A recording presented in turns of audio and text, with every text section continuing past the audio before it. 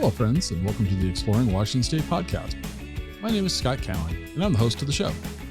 Each episode, I have a conversation with an interesting guest who is living in or from Washington State. These are casual conversations with real and interesting people.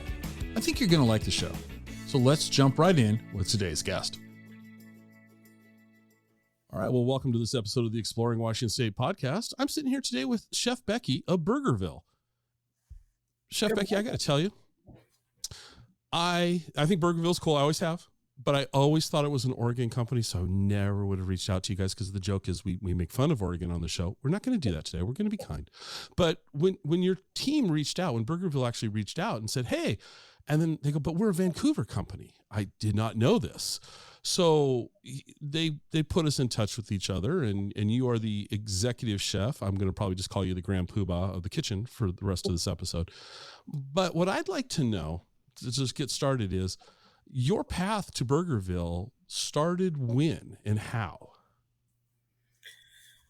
It's kind of a long story. So I was actually raised, I have a large family. My parents attempted to raise us vegetarian. And when we were kids, we would walk to the mall, and we would walk past the mall and get cheeseburgers and then go to the mall. So Burgerville was always a spot for us when we could go and sneak a cheeseburger when our parents weren't around. So yes. Awesome. I mean, we could have been sneaking worse things, right? I was going to say, I mean, that's so tame. I mean, that's just awesome. All right. I'm sorry. Please continue. So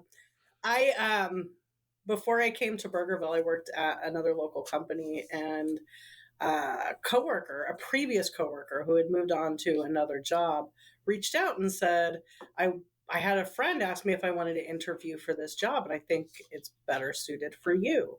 Can I pass them the info? And I said, who is it? And she's like, it's Burgerville. It's like, oh my gosh, I love them. And it lines up with a lot of my values around food. And that would be fantastic. And so, I was raised in the Pacific Northwest. I was raised in Northeast Portland. And Burgerville is the iconic, fast food place for us. It gives you a little bit of that like retro kind of a feel to it when you go in. And so it was very exciting for me because I was like, oh my gosh, I love them. They're the only fast food I eat. So that would make sense for me to interview with them. And so that's it's a long story and a short story all at the same time. So where did you go to culinary school, and how did you, education-wise, how did you get positioned for this opportunity? So like I said, I have a lot of siblings. So my mom made us all cook with her because that's a lot of mouths to feed in a day. We have 7 siblings. So she always said that she wanted us cooking with her. And so we were always cooking. Some of my favorite memories is making blintzes for the just tremendous amount of people we would have over for Hanukkah every year. And those are my favorite memories. And when I really started thinking about what I wanted to do, cooking was fun. And I like to invent. And so I wanted to go to culinary school. And Western Culinary was around back then over in downtown Portland. And I applied for there, got into that school. While I was in that school, I applied to a culinary school called Ballymaloe in the southern. Can you repeat that, please? Called Ballymaloe. Ballymaloe. Ballymaloe. That was on the sheet that they provided me, and I was avoiding it at all costs because I wasn't going to be able to pronounce it. Ballymaloe. Okay. Ballymaloe Cookery School. It's in a very small town in the eastern end in Cork. And so when I went to Western Culinary, I learned a lot. And I knew I was right out of high school. So I was, wide-eyed young kiddo ready to take on the world. And I did my externship. Actually, I did it at Kells. I was like, if I'm going to Ireland, I might as well go to an Irish pub. And I learned a lot from the folks that I worked with there. They were just old school line cook guys that were very protective of me after a short period of time. And I went to Ballymaloe, and it very much changed how I looked at food. Okay. It's a farm, and it's a fully functioning farm. And at that point, all of our eggs that we used came from the hens that we fed scraps from the food that we made throughout the course of the day. That was a chore. You had to feed the hens every day. Okay. And everything that we got at the school was within, about 10-mile radius of the school if it didn't come from the school. So the food, the beef, the cows were treated very well. They were treated very well. They were grass fed. And I mean, you can't go to Ireland without seeing cows literally everywhere. Right. Right. So they're fed well, they're taken care of. And so I got this love for locality. And I was like, I feel like I'm back home because the Pacific Northwest is very much like that, right? So we love our locality. We love our small local businesses. We've got a lot of great, unique flavors that come out of this area. So it just kind of ignited something in me that really I've taken with me throughout my career. And so Okay. it kind of like bled into Burgerville very easily because that is what Burgerville does. Right. One of the things your team shared with me, and I'm going to try to read it verbatim, was as I switch screens. I apologize for that. But Burgerville is proud of its community involvement, giving back to numerous organizations, and partnering with nearly 1,000 local regional farmers, ranchers, and food producers to develop the best of the Pacific Northwest with fresh local ingredients at 39 locations in Oregon and Washington. Can you name all 1,000 vendors, please, for us? No. That's a huge number of vendors. That's staggering. So from that pool of vendors, what products do you guys bring in? That's a long list as well.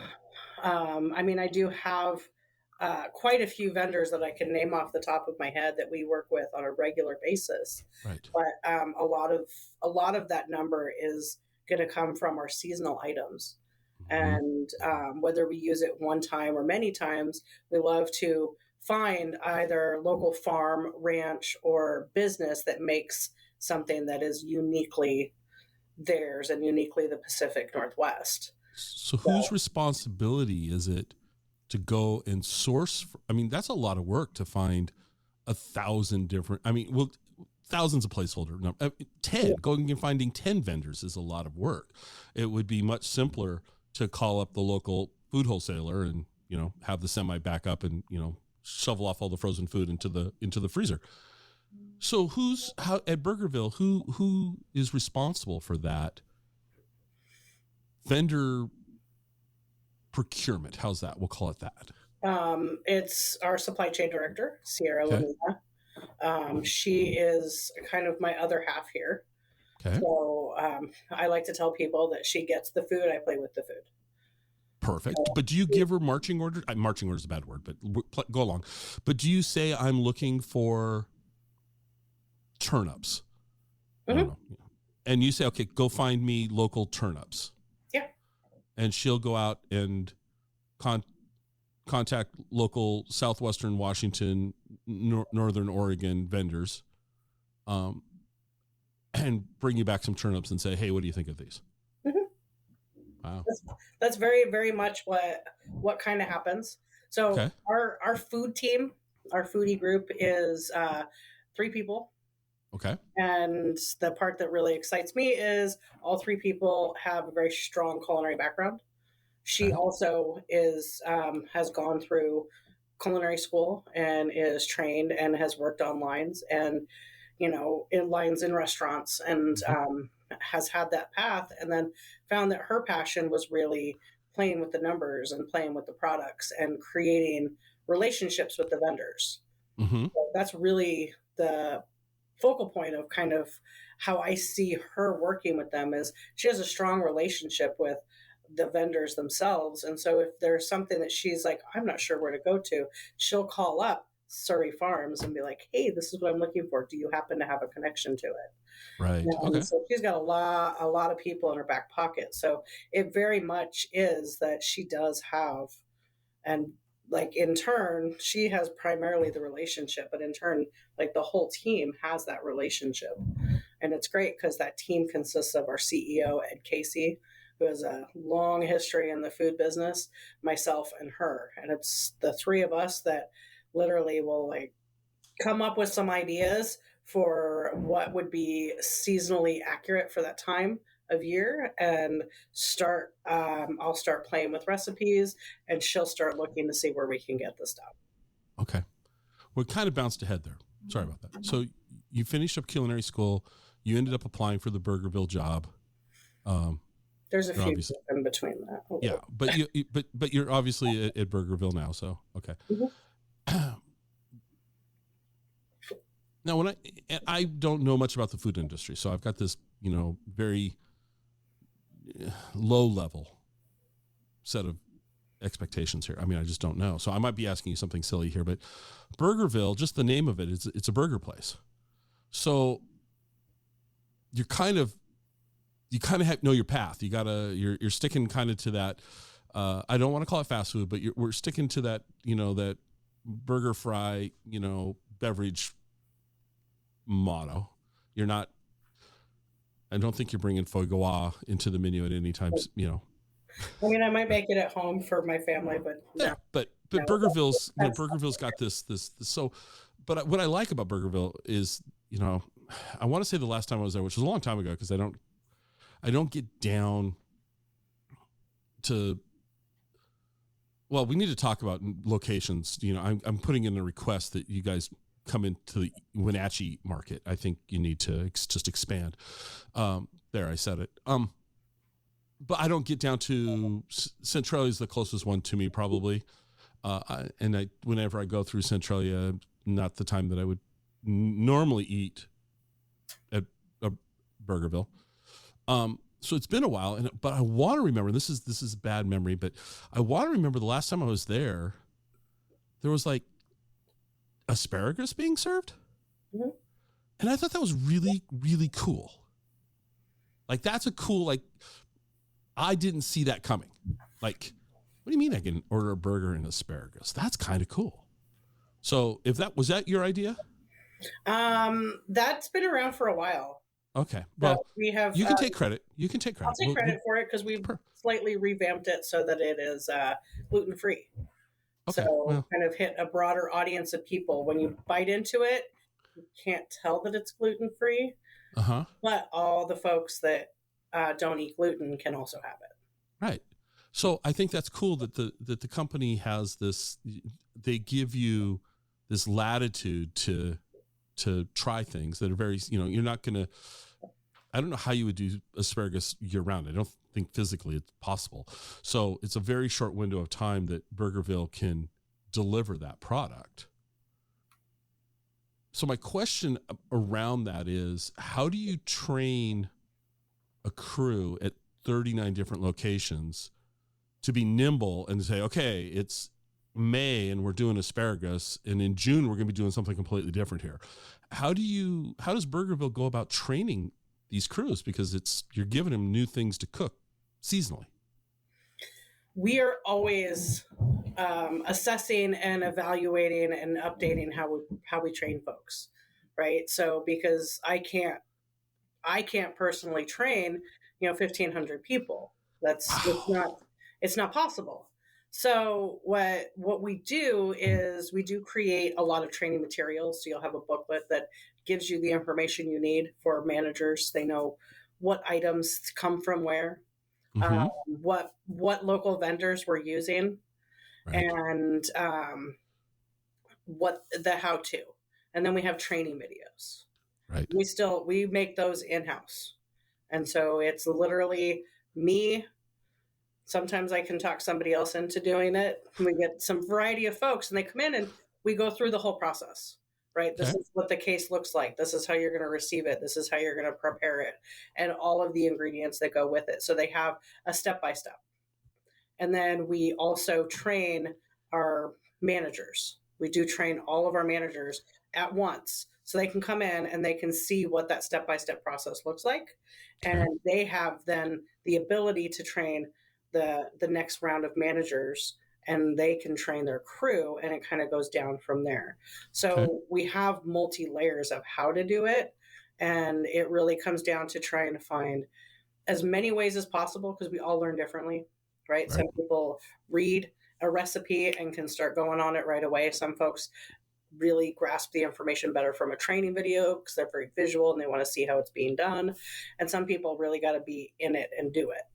So we try to cover as many of those processes as we can, and then we use our managers to make sure that the quality is maintaining throughout the run of that item. Right. Well, that's awesome. So, but now I kind of want to approach the kind of similar thing, but from a more, not that asparagus wasn't specific enough, because it was very specific, but you've got a new menu out. At the time we're releasing this, I think the menu's out. I'm going to cheat. I'll tattle on myself. I'm cheating. The blurb I was given,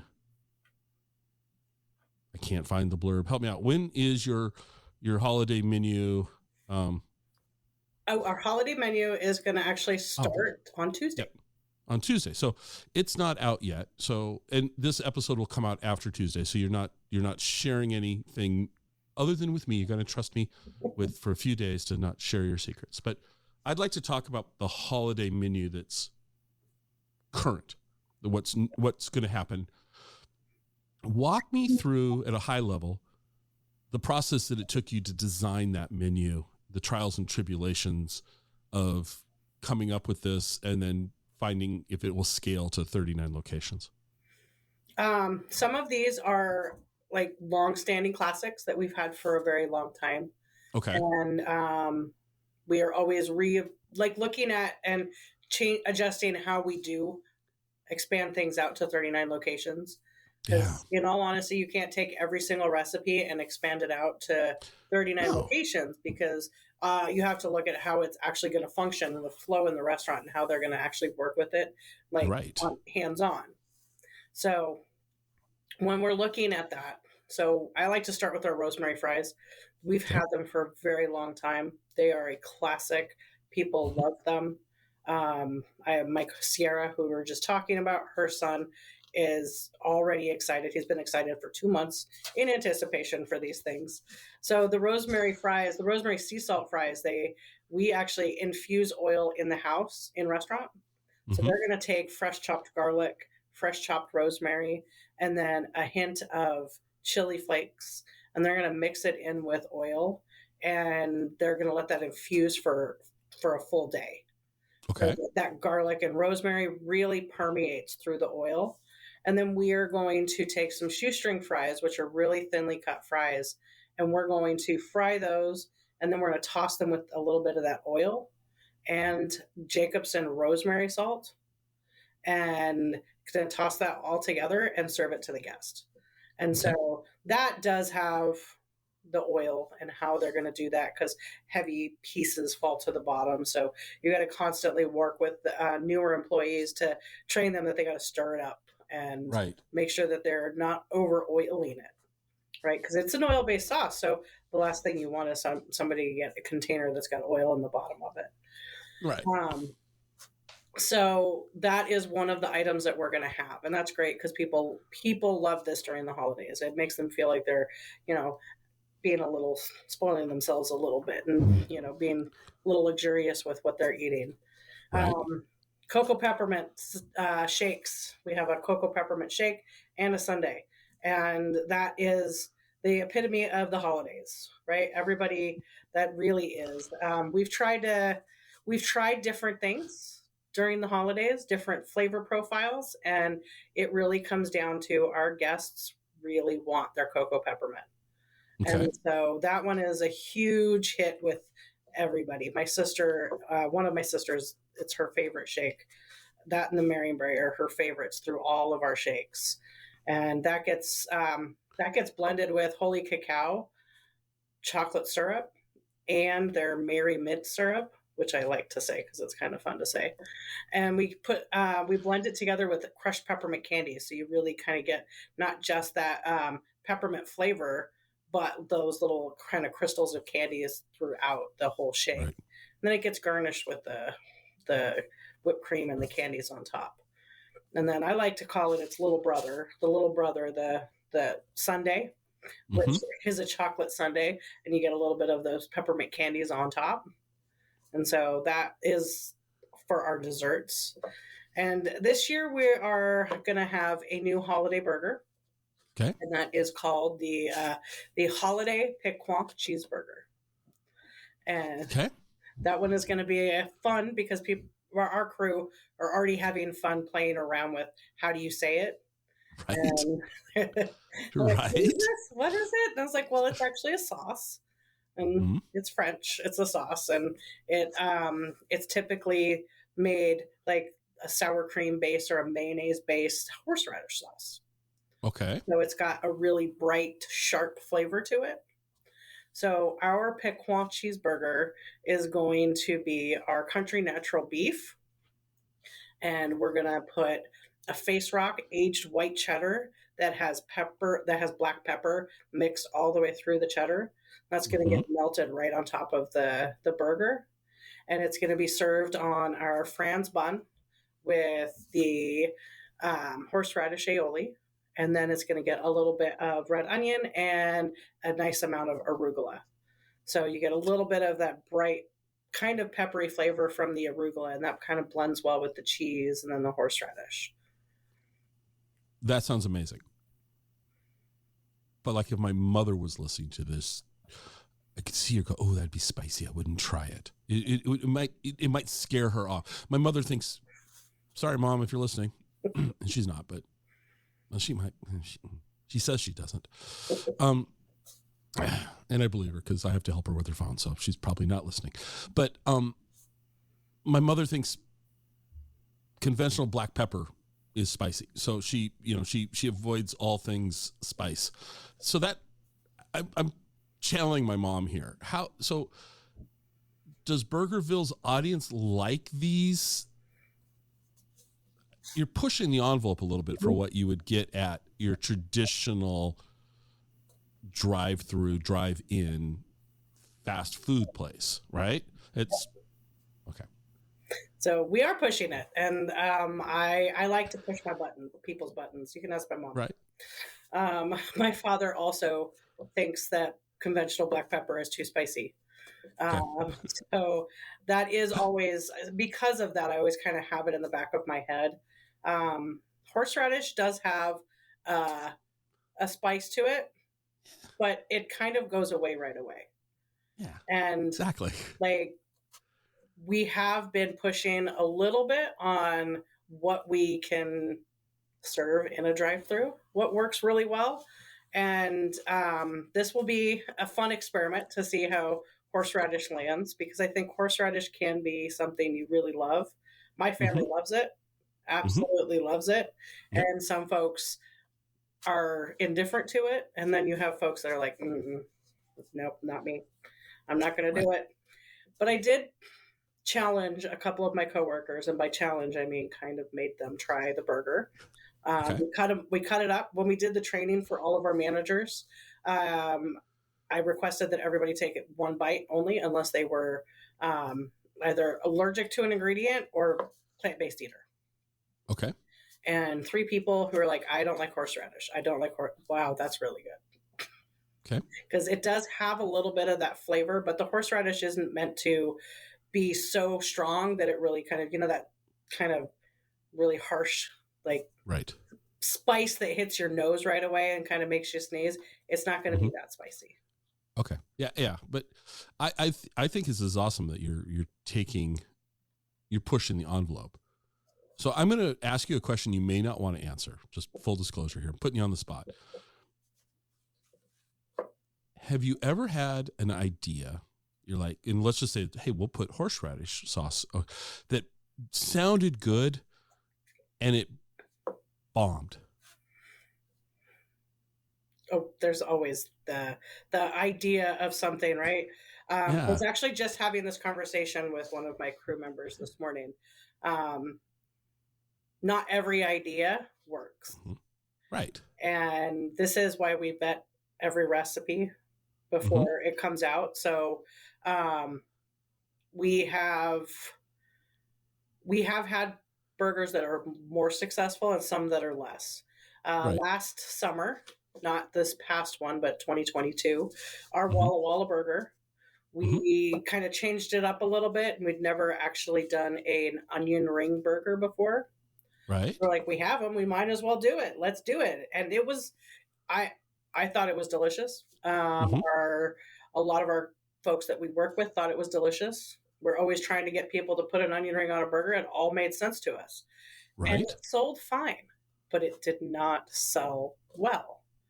Okay. People really kind of said, like, with how they purchased, they said, this is fine, but they want the option to put the ring on the burger, right? They want their onion rings and they want their burger. They don't want them together. So See, it was fine. It just didn't sell great. And so this year we did the onion ring burger differently, and we roasted the onions and we tossed them with a local barbecue sauce, and it sold like gangbusters. what I always find fascinating is when people will talk about things that didn't work, because in most cases, I find there was something learned that was more beneficial down the road. Mm-hmm. And I think it's great that you guys are willing to take some risk. You're probably not going to put ghost pepper. You're probably not going to put out a ghost pepper burger for those people that love pain. Probably a little too pushing the envelope too much, right? But you're willing to try and change things and experiment. Give them out to the public and see how the public responds. So I think that's really a very cool thing versus just selling the same 3 varieties of a burger or whatever all the time. So thank you for playing along on the things that don't go well. I wasn't trying to put you on the spot in a bad way. It was more like, what did we learn? So I appreciate that, because I tell people that all the time. I'm like, something is not a failure if you learn something from it and you're able to Right. like grow and move forward from it. So, it's only a failure if you allow it to be. Exactly. And you never know when you're going to hit that home run. Mm-hmm. You would have thought, you're not old enough to remember, but Reese's peanut butter cups, who put chocolate in my peanut butter, and who put peanut butter in my chocolate, and wow, who would have thought? And voila. I was kind of as a kid, I always remember that. And I always thought that was kind of, okay, I'm old, and TV in the 70s was pretty boring, but that was pretty radical. Chocolate and peanut butter together. Oh my God. And it's a great flavor profile if you would try it. If you would have just said, no, I keep that here and I keep this here, you would never have found out the magic of the two things together. So I think that's awesome. So the holiday menu sounds great. I mean, it really does. How long does it take you and your team? So how often do you guys change your menus? For our seasonal menus, Yeah, for seasonal. there's no real consistent rhyme or reason to it. Okay. We're kind of looking at that now. Like, how long do we run an item before we change it up? And of course, there's always what is the sacred cow? Like, what do you not touch? Rosemary fries is one of them. Walla Walla onion rings are one of them. There's certain things that are shakes during the summer months. Like, there's certain things that will always remain because they are iconic to not just Burgerville, but the Pacific Northwest, right? You can only get a Walla Walla onion if it's from Walla Walla, Washington. Right. And so, like, those things are items that you can't change. Now, the Walla Walla burger, we can futz with that a little bit, and we can, change profiles, which we've done quite a few times over the years, but don't change the onion rings. Like, I literally believe people will be outside with pitchforks if we tried to. So there's certain things that you can't, and there are other things that we had a blue cheese bacon burger, the Big Blue. We ran that for quite a few years, and it was like, it's good. People love it. But I mean, how long do you run something before you pull it to the back of the line a little bit and try something new and experiment? And I think Mm-hmm. the holidays are a great time to do that because there's so many different flavor profiles that you could bring forward for the holidays Mm-hmm. because, I mean, they're as unique as everybody's dinner table. Right. No, So you have a lot of that's. different flavors to pull from. So how long do you spend? How many weeks does it take you to put together a holiday? Like, what are you working on now? You're working on the next holiday menu. Would that be a correct assumption? Because Yes, this one's ready to go. we're refining Right. a few things for spring, but we're pretty much already working on So you're pretty much the right. next year, this time next year. Right. We want to be Right. a minimum of 8 months ahead. Okay. And how much time, in broad strokes, does it take you to create a new menu item? I mean, it can take, once I have the ingredients I want to use, and I Mhm. usually try and get a handful of, 5 to 6 different items that you Right. can start to kind of mix and match and play with. And so it usually getting to the point where I can bring it to the team and then bring it to the bigger team, which Mm-hmm. all the marketing department and everybody else. It's probably that would probably take at least 2 to 3 months, Okay. and All right. that's doing it pretty quickly. But I Yeah. mean, in when I'm doing that, the great thing is my test kitchens are in the restaurants, so I actually go into one of our real restaurants and I do my R&D. So they give me a lot of input. They love that Oh, okay. because they get to be a part of the process, and the crew there really in all of our restaurants really does love to give their opinion on something and give what their taste profiles are. Do they ever give you ideas? Do they ever come up and say, "Hey, All the time. can we try this?" Mm-hmm. They Okay. do often. They often do. Sometimes it's something that is really intricate and time consuming and not something that we can do in our restaurants. Mm-hmm. So there's always a step of trying to find a way to refine that. Sometimes it works, sometimes it doesn't. So that leads me to a question. Now it's just you and I talking. No one's listening. Does Burgerville have a secret menu? If you ask our crew, yes. Okay, so if I'm going to ask you to play crew member for me, what would the crew tell me is an item on the secret menu? What do they? Come on, no one's listening. I'm gonna tell you my secret menu items because Perfect. I do have a few of them. So our cold brew is made by Portland Roasting, and when we get towards the end of the week and I'm feeling a little run down, I make what I call a black and tan, and so that is half cold brew, half ice cream. And so I put our vanilla ice cream on top of it and then just slowly kind of stir it in. And so that's my boost of energy. I love coffee. So I love that. Why do you wait to the end of the week for that? Why not just do that every day? Well, I do it whenever I'm in the restaurant. Okay. Right. But I mean, I wouldn't. Honestly, it's a cold brew, so it's a kick in the butt. I know. So that's my afternoon pick-me-up. And it's also a treat. So I don't do it every day because I consider that a treat to myself. Yeah, but it's coffee. It is. All right, so I normally ask this question later in the conversation, but since I said the magic word that makes me salivate, coffee, I ask everybody, so in Vancouver, where's a great place for me to go get a cup of coffee? So my favorite coffee place in Vancouver is called Relevant. Mm-hmm. It is on the corner of 17th and Main. And those folks make some delicious coffee.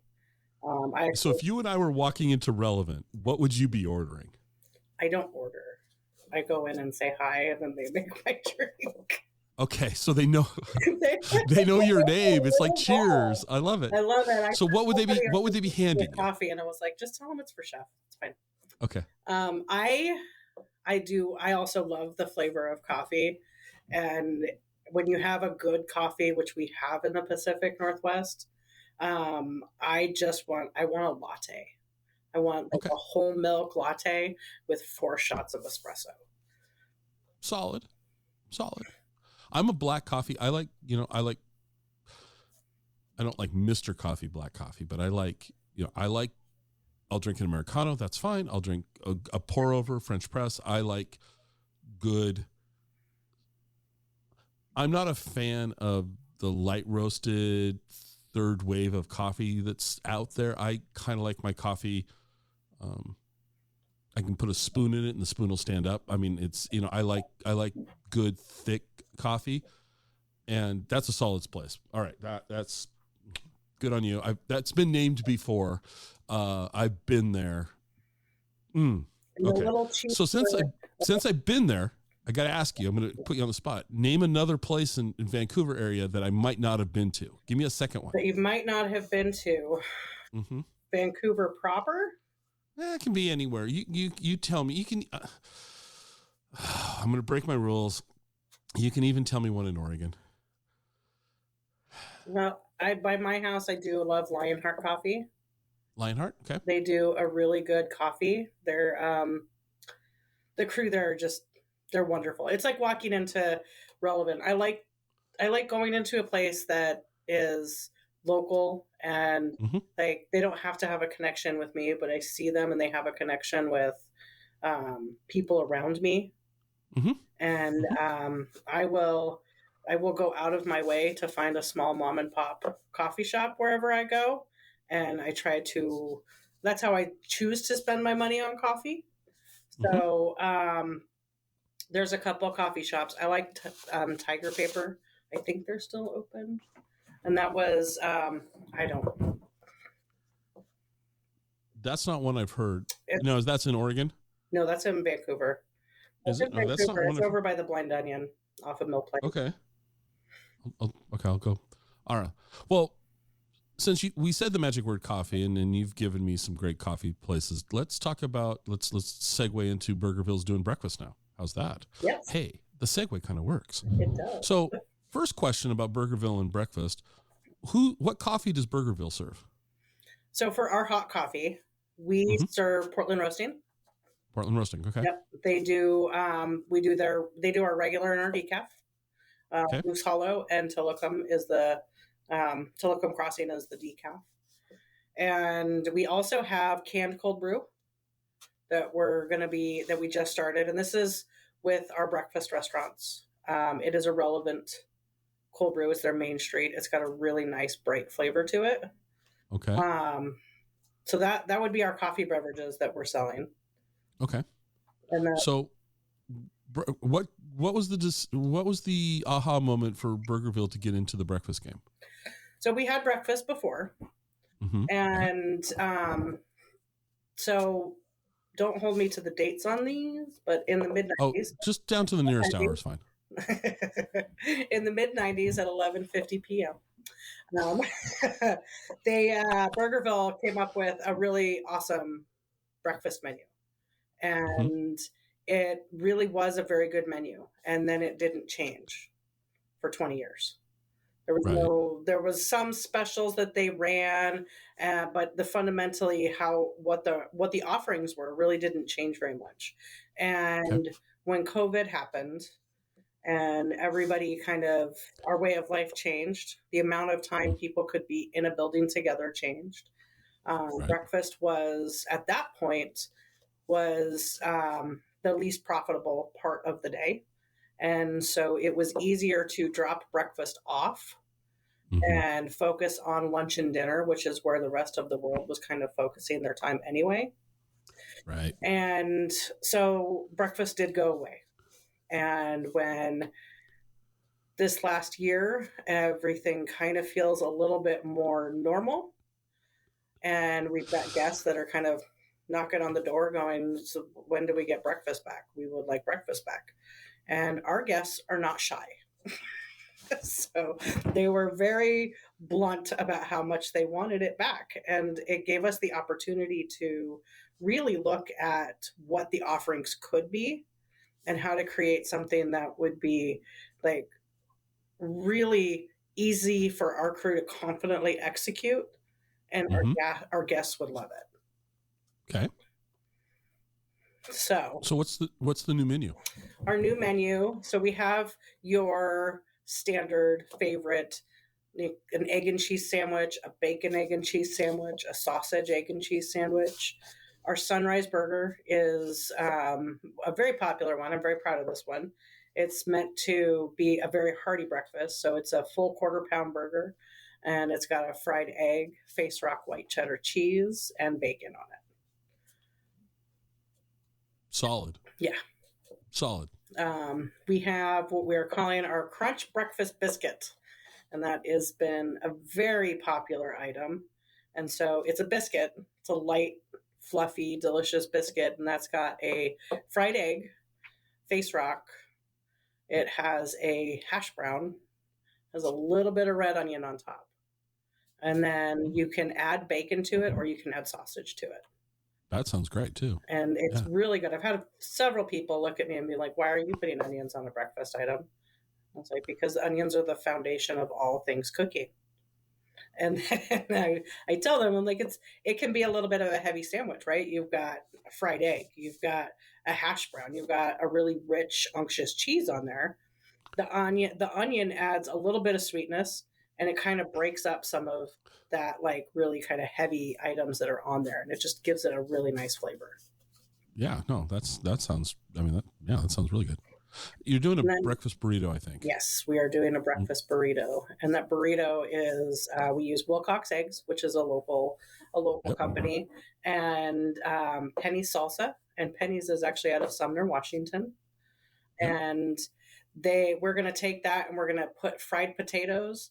We're going to cook it all together with the eggs, and then we put that on a Don Poncho tortilla with Tillamook cheese and roll that up for our guests to enjoy. And they can also add bacon or sausage. And for those who don't like the tortilla or can't have the tortilla, they can get it as a bowl. Oh wow! Okay, so you guys really are trying to accommodate the gluten free or gluten sensitive crowd. Mm-hmm. We're trying to. We have a few people here that are gluten free. My father is a celiac, so there's always a little bit of that in the back of my head. And I really look at like how can we hit something for everybody, right?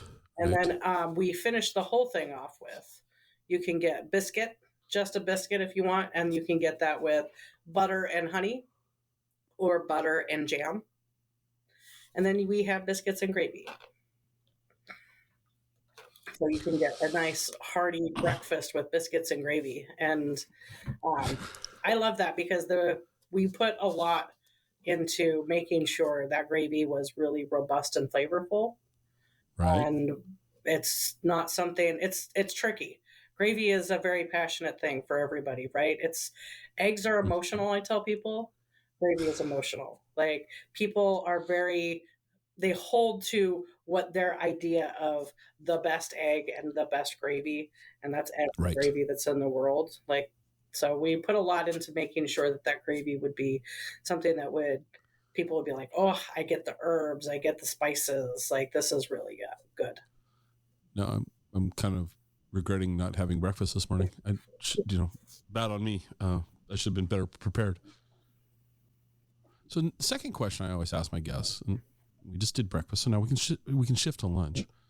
I'm going to get to Vancouver around lunchtime, and I normally ask my guests, "Where's a great place to get lunch?" I think I know what you're going to tell me. So instead of asking you that super easy, softball question, I'm going to mix it up just a little bit. I'm going to show up in Vancouver around lunchtime, and I'm going to let you order for me at Burgerville. What are you ordering for me? I am going to order you our number 6 burger. Number 6 burger. Number 6 burger. That is a really delicious burger. Right now we have waffle fries, our waffly fries. And those Mhm. are a huge classic hit with a lot of folks. So I would get our number 6 burger, waffly fries with our delicious chipotle mayo to dip those in. Okay. And then I would probably wash that down with a cold brew shake. Solid. Now, I'm not going to argue with you, but I need to know a little bit more about the number 6 burger. What am I getting there? So the number 6 burger is our grass-fed, grass-finished burger offering, and that Mhm. is Carmen Ranch beef. And so that is going to be a burger that is a little thicker. We actually made it so it's a little bit thicker, a little bit taller. And so that gets Face Rock 24-month aged white cheddar. It goes on to a brioche bun that's made by Grand Central. And then it is sandwiched with a little bit, we got 2 slices of tomato on the bottom. We've got some pickles, some red onions on the top, and some mayonnaise. And so when you really bite into that, you get the Pacific Northwest, right? So you have Wow. a little bit of that grass-fed flavor. You got the crunch and the lightness of the pickles. The tomato mixes with the mayonnaise and kind of creates a little bit of a sauce to it. And then the Mm-hmm. cheese is just this really sharp aged white cheddar that is just kind of the icing on the cake, in my opinion. That's that. Not having a Burgerville menu in front of me, I don't know that that's for sure the burger I would order, but it's certainly one I would be strong consideration. That'd be good. And the cold brew shake, yeah, that's a home run. Waffle fries for me are like I like fries. I mean, but the for me it's the burger and the drink really. Those are the 2 stars of that trifecta for me. The fries are a solid supporting cast, but the cold brew shake is that'd be amazing. On how do I say this? What's on the horizon for you in Burgerville? What are you guys going to be doing in the near future that you can talk about? In the near future, so as we're looking into early 2024, we are going to have our Big Sassy, and that burger is our country natural beef with Face Rock white cheddar. We've got some Mama Little's peppers in there and some red onion. I think the red onion and the Mama Little's go really, really well together. And it's called the Big Sassy because it's got attitude. Yeah, yeah. No, Um, that's now see if that was on the menu with the number 6, like if I'm choosing it, Big Sassy. I love Mama Yeah, Little's peppers. they're That's they're yeah, it's solid. addicting.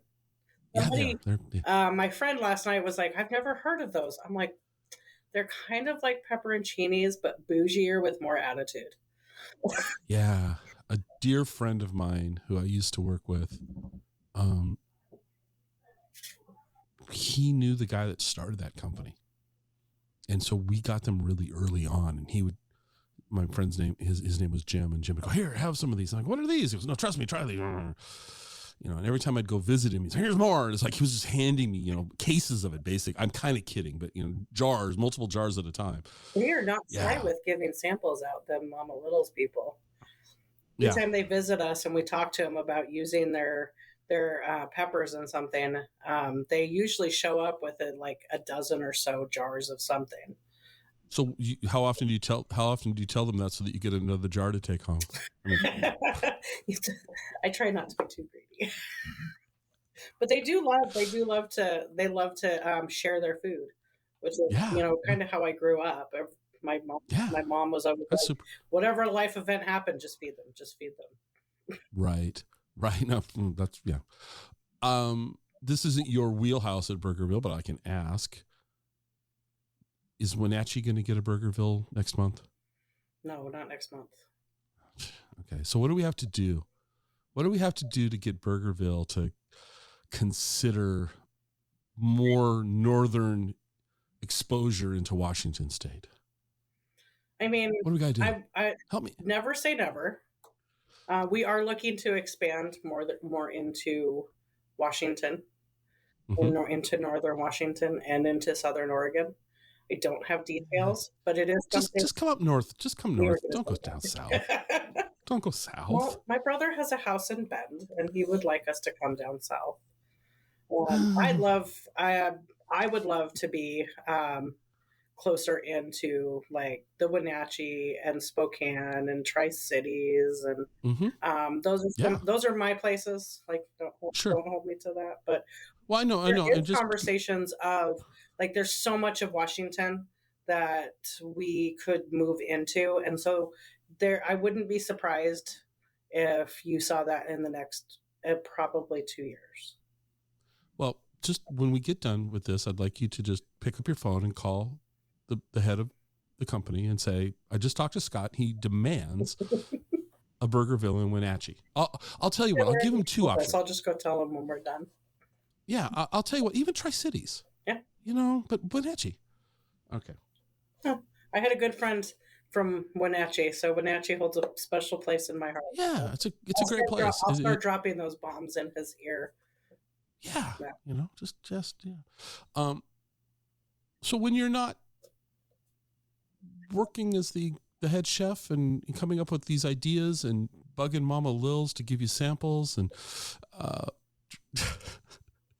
mixing cold brew and ice cream, I mean, what do you like to do for fun? What else do you do with your life? I don't have children of my own, but I have a lot of nieces and nephews. And so I love to spend time with my family. I love to read about food.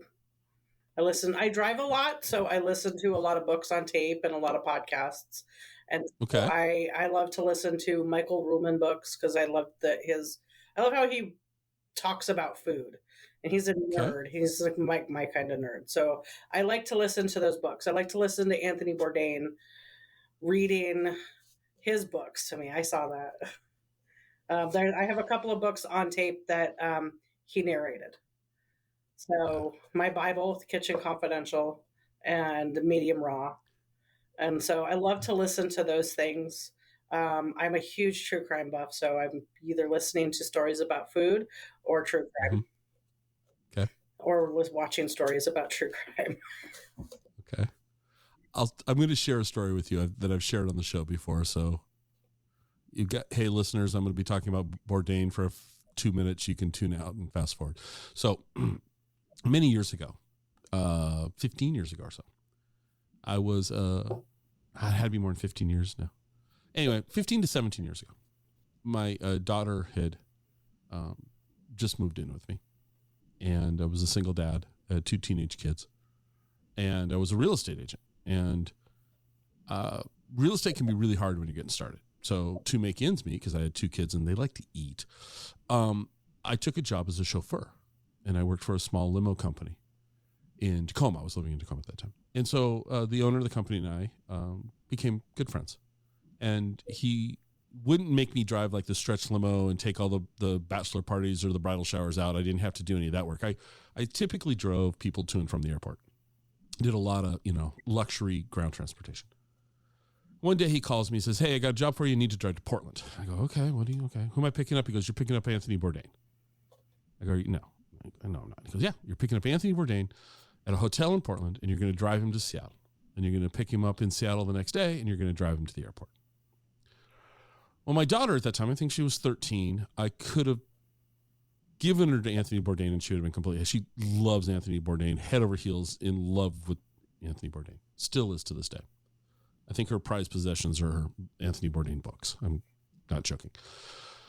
So I tell my daughter, she screams and yells, and she's thrilled. So the day comes, I drive down to Portland in a Lincoln town car. I pick Anthony Bourdain up at the hotel. We drive from Portland, and we're into Washington State. And you know where Onalaska is? Sounds familiar. Yeah, it's north of Vancouver, south of Kelso. Mm-hmm. I mean, middle of nowhere, right?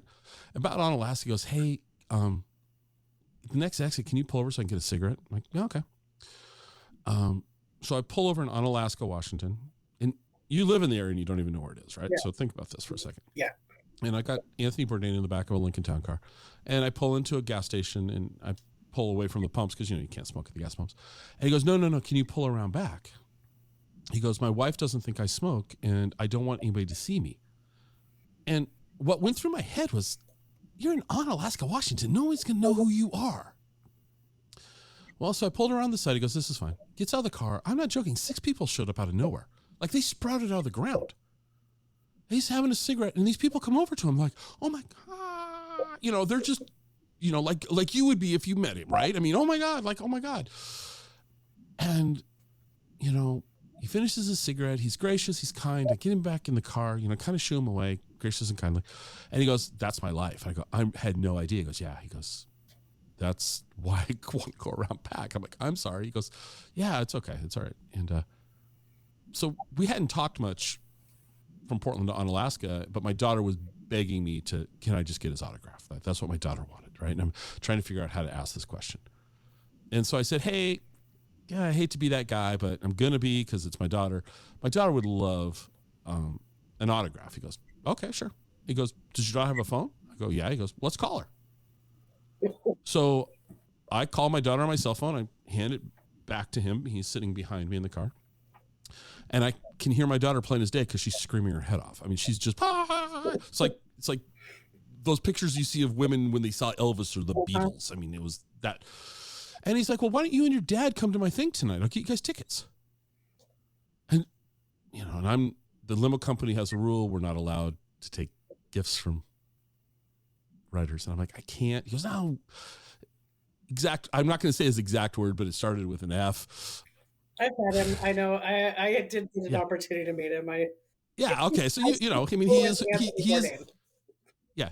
is as advertised, right? So I go, okay. So I drive him all the way up to Seattle. We're talking the whole rest of the way. And he was just a really, like, I'd like to hang out with guy. Like, he would be cool. So drop him off at the hotel in Seattle, drive back home, change out the limo gear into dad gear, grab my daughter, drive up to Seattle, get to the Paramount Theater where he and Mario Batali are speaking, go up to Will Call, and there's no tickets.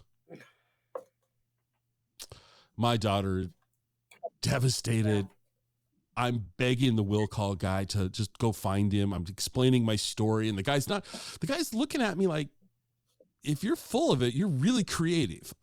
Well, he happened to just walk past the ticket booth, and I saw him. I go, he's right there, please. The guy goes, excuse me, Mr. Bourdain. And he turned around and he saw me. He goes, oh shit. And he comes outside the Paramount Theater, grabs me and my daughter, says, hi, Kenzie, and pulls us inside to the lobby of the Paramount Theater. The crowd out there's going, oh my God. It's like they're seeing Elvis. Mm-hmm. We ended up in the 5th row of the Paramount Theater. He and Batali gave their talk. We got to go to the after hours party on the stage at the Paramount Theater afterward.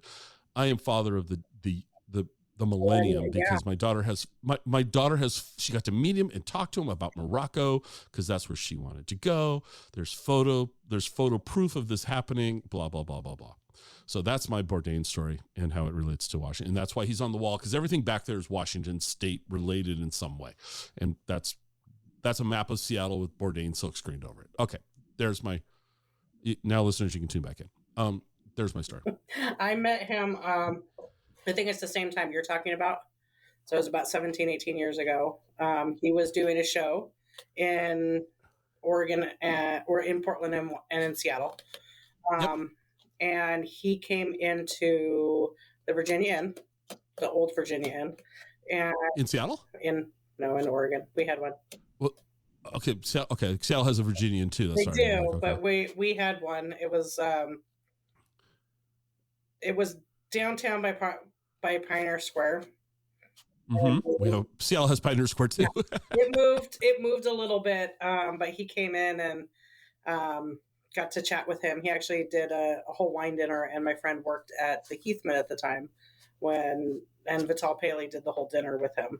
And so she brought him into Virginia Inn, and he just chatted with us and hung out, and literally everybody was just acting like he was chef and we were the line cooks and just hung out. And such a good guy. Like, I was surprised because I hear stories, right? People who are like, oh, I met him and he got literally bombarded. It doesn't matter where he goes in the world.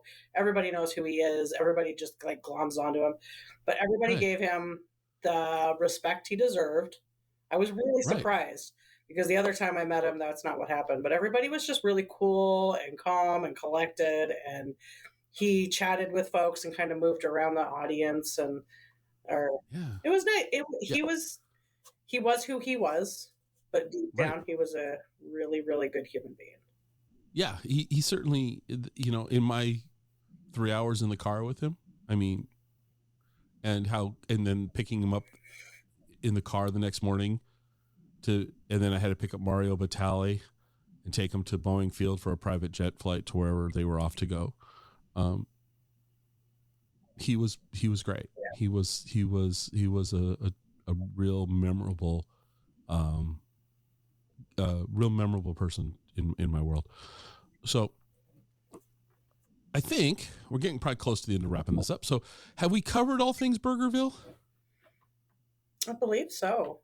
Awesome. But well, putting you back on the spot, you hang out with your nieces and nephews. What do they like to do? What are they, you started this whole conversation by sneaking to Burgerville to go to the mall.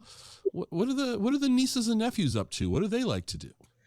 My nieces and nephews, their interests are vast, especially when you start to get to teenagehood, right? So I have nieces who, like, what all they do is they're on their phone. They muck around on their phone, and that's what they do. So a lot of them, most of them are very creative, artistically wise. All right. And they genuinely make a lot of beautiful art. And I know I'm the proud auntie, so I'm a little biased, but they are we grew up feral because we're, late 70s, early 80s. So they're all outside. Like, they get kicked out of the house just like we did. And, maybe not like we did, but they have to go out in the backyard and play. And their interests are so all over the place that it's really kind of, individual to when I'm talking to each one of them. Right. Okay. So, yeah, they're starting to bake. A couple of them are starting to cook and starting to bake. And it's fun to see, like, they get all very excited about getting into the kitchen and actually helping and learning how to make a meal. And it's great. I love to see their faces at the end, because at the end they're like, oh my gosh, like, they're proud of themselves. They're like, I did that. Like, you did do that. You did great. You have set me up so well. This whole episode, transitions wise, this has been a dream come true. So here's that last question I told you I was going to ask you. The one that you can't not answer, and you must answer completely. But you kind of set it up. You ready? I'm ready. Cake or pie, and why? Oh my God. So here's the thing. You can't just say cake or pie. But I did, and you have to answer. Fruit pie? Are we talking cream pie? Are we talking like a chess pie, lemon meringue pie? Are we talking about like cake with buttercream frosting? Like, it's a simple question. Cake or pie, and why? Cake or pie, and why?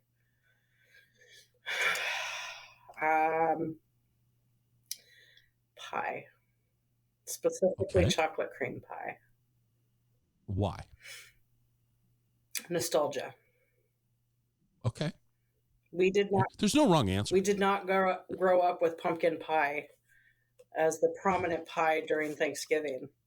My mom always made coconut cream pie and chocolate cream pie, and we still do that. Okay. There's always pumpkin pie for the folks that like it, but we always look forward to, my sister makes, she's the dessert person now, my younger sister, and she makes a decadent chocolate cream pie that I don't think needs whipped cream on it. It's so good. Like, it just is way delicious. So when I look at like our holiday events, the pie has always gone first. Pie's always gone first. And cake is delicious, but I'm gonna ask you a follow-up question. If you had to make cake or pie, which one would you prefer to be involved with? Cake. You'd prefer to do cake, and so you get to choose. What cake would you want to bake? I would do The chef in you, what's, well, hey, this is, if I got to do this, I want to do this. red velvet. Oh, Red velvet with a cream cheese frosting. solid. Okay. It was a simple question. It's a simple question. Simple question. I'm Irish and Jewish is my background, so we are very good at taking a simple question and making it very complex. Oh, and here's the thing, as I told you before we hit record, it's a simple question. And some people act like I've asked them to give up one of their children and they have to decide which one on the spot. And other people are like adamant that it's cake, it's Costco sheet cake. There is nothing else. Everybody else is wrong. The answers are kind of fun. And some people are like, I don't care about either. And I'll pick, but the people that, and I like your type of reaction. You're like, ooh, I don't want to do this. But you did, the point is it wasn't, it's not life or death, but it's for some people that. Oh, it is. Some people it can be. Yeah. You start that debate in my family, it's going to go on for at least 6 hours. Well, maybe for the holidays this year, that's what you do. Yeah. Bring a new topic to the table. There you go. Well, Chef Becky, thank you so much for sitting down with me today. I am looking forward to getting down into Burgerville area, and I will try a number 6. Yeah. And I will tell the person at the counter that you told me that this is what I should have. Perfect. You let us know when you come down. We'd love to host you. It's been wonderful chatting with you. This really just feels more like chatting with an old friend. Well, that's the goal of the show, and I do appreciate that. And I'll let you go so you can go and about the rest of your day. Awesome. Thank you so much. Hope you enjoyed the show. You can reach me on Twitter at ExploreWaState. I'd love to hear your comments. You can also visit our website at explorewashingtonstate.com. If you know anyone who would like the show, it'd be amazing if you'd share the show with them. This is the biggest way that we grow this show. Good old word of mouth. I'm glad you were here with me today, and I hope to have you listening to the next episode. See you then.